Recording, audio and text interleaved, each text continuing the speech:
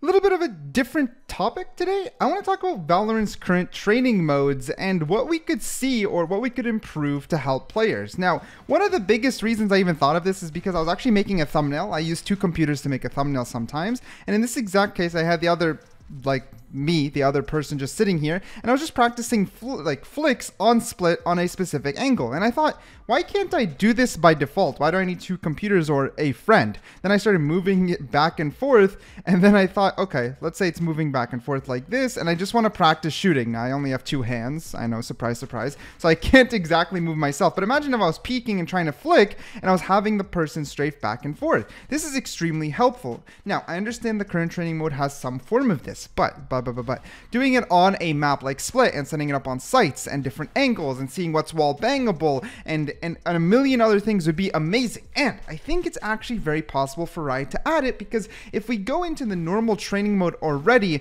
there's a lot of legs. There's the hard bots that already do really good. There's the bots that strafe. You already have a lot of the main options. Now, something else is, as a creator, I was able to play on the test servers before, and I know that on the test servers, believe it or not, there's a full bot mode that puts you into a map, let's say Icebox, and you can fight 5 bots. Now, they're dumb as heck and they don't do anything. They're stupider than the trading bots, but they already have some form of it already implemented. So this is completely possible. Imagine these bots, for example. I can pick them up and drop them anywhere on a Valorant map. This would be massive. This would be so sick. Imagine if I drop some on Icebox. I choose a few different locations they can spawn, right? I hit M. You can open up the map by hitting M. You choose a few different spots you want to spawn them, and then they would randomly spawn between these areas as you try to push. It'd be a lot like this game mode here in the training. This game mode's actually really cool. I don't think everyone's played it, but it's like too bare bones, but it's pretty cool. Now, if you just use your abilities and run around, it's very easy, as I'm showcasing in the background. But wait until I turn off my abilities, go sheriff only, and put the bots to hard. It's actually one of the best ways to practice or warm up, believe it or not. That's my honest opinion. The bots are moving, they're shooting back at you, there's a little bit of an objective, and this site at least mimics Ascent to some extent. It's pretty cool. See, look, when it's on hard, the bots will dink you really fast, like really fast. And if you go sheriff only, that focus down your aim. The thing is that bots are kind of stupid, so they can't turn away from flashes or move once you flash them, so the abilities completely ruin it. Sorry to interrupt, but if you want some free skins, a quick word from today's sponsor. Now, I want to take a quick break from the video. You know, sometimes you're going through the battle pass and you like it. You like the battle pass. This season's battle pass was actually one of the best in the game yet, but you want it for free. Well, thanks to the sponsor of today's video, Free Cash, you can. On average, when I was recording this, the money earned by a Free Cash user was $11.85, an entire battle pass in one single day, which is absolutely massive. Basically, you sign up, you hit start earning, and then you're presented with an offer wall. The offer wall has a lot to offer.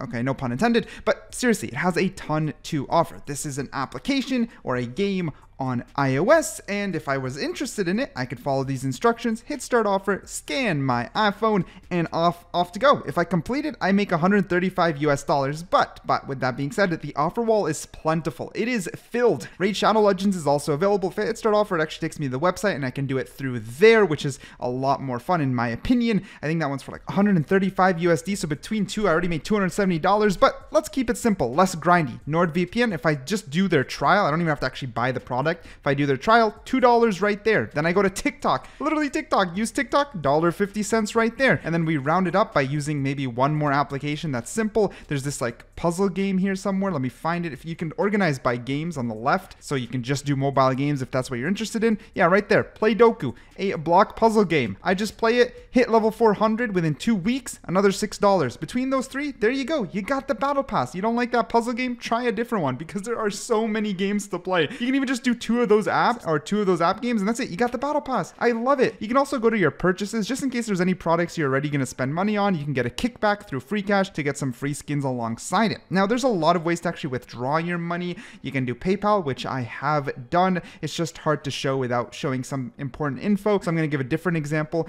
You can obviously do Visa. That one's worked for me. You can buy a Minecraft account. You can do Blizzard. You can do anything here. They're all going to work, but I'm just telling you the ones I've tried. Steam and Amazon, I've tried. They've worked, but Valorant Valorant's the one we care about, and I can show it without doxing any important information, so it's easy for me. I want a $25 gift card. I got $31 loaded up into my account. Well, I hit withdraw. It's gonna withdraw that money and give me a $25 gift card in return. Money that I've literally gotten by playing games or doing other sponsor stuff using their offer wall. I absolutely love it. And just to show it off, yes, I can submit it in my account and take that VP easy peasy. So make sure to check out Free Cash using the link down below.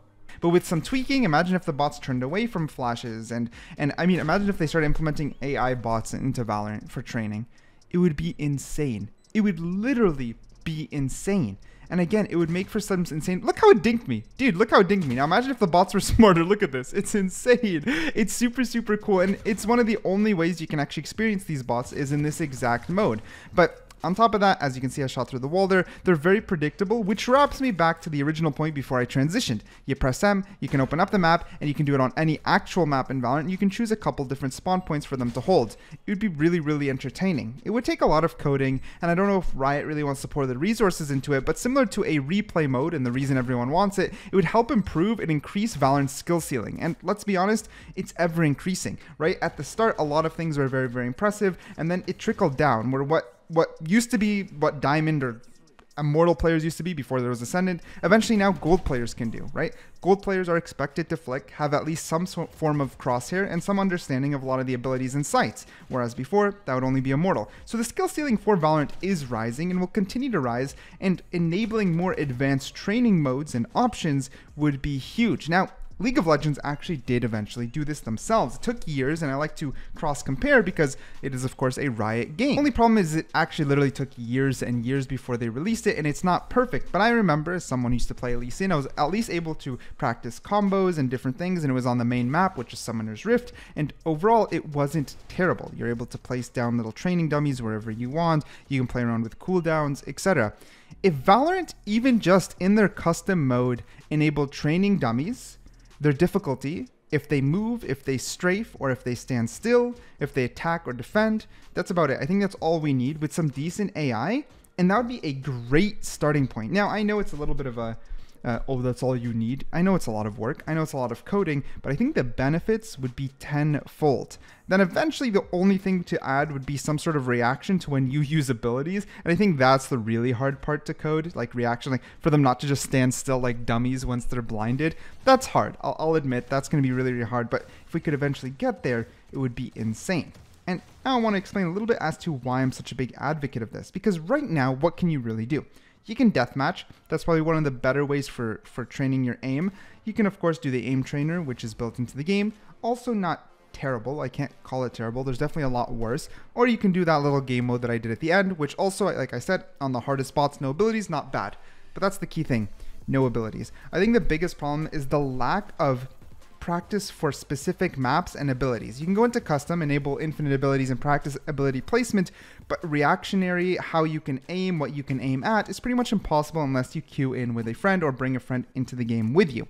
Just enabling me to see what's wall bangable, how many head taps do I need through a certain angle, will this smoke let me see their feet better, and there's a bunch of other little side tools too. So for the lineup players out there, I don't know if you guys have seen the newest CSGO frame. It's pretty cool. Basically, when you throw a throwable, it'll track it and then put it in the bottom for you to see exactly what's happening, which is amazing. I mean, I'm not a lineup player. I don't practice lineups. I barely use lineups. I just wing stuff. But this is, dude, like, it's a no-brainer. It's insane and way better system overall for learning lineups. So that's just something, for example, could be added right away. It doesn't have to be its own advanced training mode. And I think the biggest wraparound is expand customs, right? Give us more rule sets, allow us to add bots, give us that little extra thing for lineups. The more we expand the custom mode, that's really all we need. You don't really need a new box. I might have a thumbnail that's like edited. You don't really need a new box inside of the practice range or whatever that we already have. It's just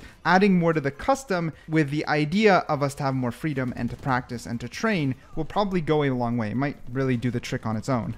The biggest thing is this definitely needs to be added with a replay mode. The replay mode should be coming first. Originally, they said they're not working on it. Then they've said, okay, we're working on it because you guys really want it. So the one good thing about Riot is under a lot of pressure or community pressure specifically. If people really want something, it happens, unless it's skin prices, but we won't talk about that.